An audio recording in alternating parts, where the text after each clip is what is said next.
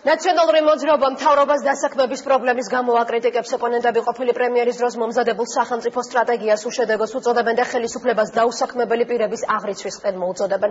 თუმცა პრეტენზიები უსაფუძვლოა მთავრობის წევრებისთვის. ურთიერთბრალდებები და უმუშევართა არაოფიციალური სტატისტიკური მონაცემები ნახეთ ნინო გომართელის რეპორტაჟში.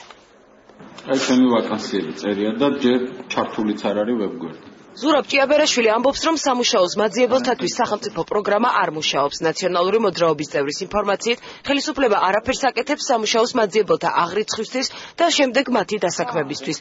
შედეგი არ მოაქვს არც ჯერ კიდევ ბიძინა ივანიშვილის პრემიერობის დროს შემუშავებულ შრომის ბაზრის ფორმირების სახელმწიფო სტრატეგიას და სამოქმედო გეგმას. სულ რაღაც ორ თვეში ჩვენ თავის დროზე მოვახერხეთ, რომ 9 მილიონი ადამიანი დაგვერეგისტრირებინა ბაზაში. პრობლემა მხოლოდ ის კი არ არის, რომ ეს პროცესი ნელა მიმდინარეობს. პრობლემა ის არის, რომ ამ ადამიანებს დღეს სახელმწიფო არაფერს არ სთავაზობს, არც კვალიფიკაციის ამაღლებას, არც ტრენინგს, იმისათვის, რომ ამ ადამიანებმა გამოცხადებულ ვაკანსიებზე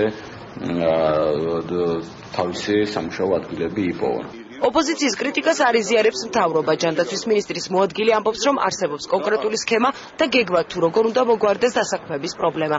სახელმწიფო სტრატეგიაში შედის უმუშევართა აღრიცხვა, გადამზადება და დასაქმების ხელშეწყობა. მას შემდეგ რაც დასაქმებულთა რეგისტრირება მოხდება არა მარტო ინტერნეტ ტექნოლოგიების საშუალებით, არამედ შეიძლება რომ თითოეულ სოფელში მიდანილია შესაბამისი სამსახურების საშუალებით ისინი დარეგისტრირდნენ, მათ მოეხმარებიან და შეიტანენ მათ მონაცემს ბაზარში. ამის შემდეგ ცხადია, დამსაქმებლები ძალიან მარტივად, ძალიან ეფექტურად მოძებნიან იმ საშუალებას, რომ სწორად აარჩიონ ის კადრი, რომელიც თვითონ აინტერესებს. წინა და მოქმედი ხელისუფლებების წარმომადგენლებს ნომერ პირველი პრობლემური საკითხის გადაჭრის გზებზე განსხვავებული პოზიცია აქვთ. ამ თემაზე საუბრისას დღეს ოპონენტებისგან მხოლოდ ურთიერთბრალდებები ისმის. ვინმეს ჯერათ რომ თელაფს 28 კაცი ეძებს სამსახურს და ვინმეს ჯერათ რომ გურჯაანში 16 ადამიანი არის.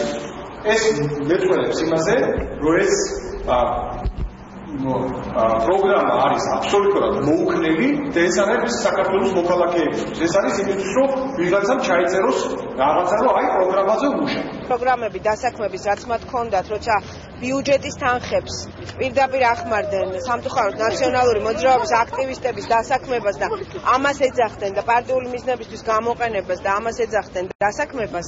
ამასთან რა თქმა უნდა საერთო არაფერი არ აქვს ხანდახან ხელისუფლებას. პროფკავშირების გაერთიანების გაანგარიშებით საქართველოში უმუშევართა რიცხვი შრომის უნარიანი მოსახლეობის 39-40%-ში ადგეს. პრობლემის აქტუალურობას გაერთიანებაში კონკრეტული მიზეზებით ხსნიან. ილუზია არავის არ უნდა ქონდეს, რომ მთავრობა ერთ წელიწადში თუნდაც რაღაც ვაკანსიებს გააჩენს და დააკავშირებს და უმუშევრებს ან სამუშაოს მაძიებლებს და ეს ყველაფერი მალე მოხდება, მაგრამ ცოტა უფრო მეტი სისწრაფე, მეტი ეფექტურობა ჭირდება ამ ყველაფერს.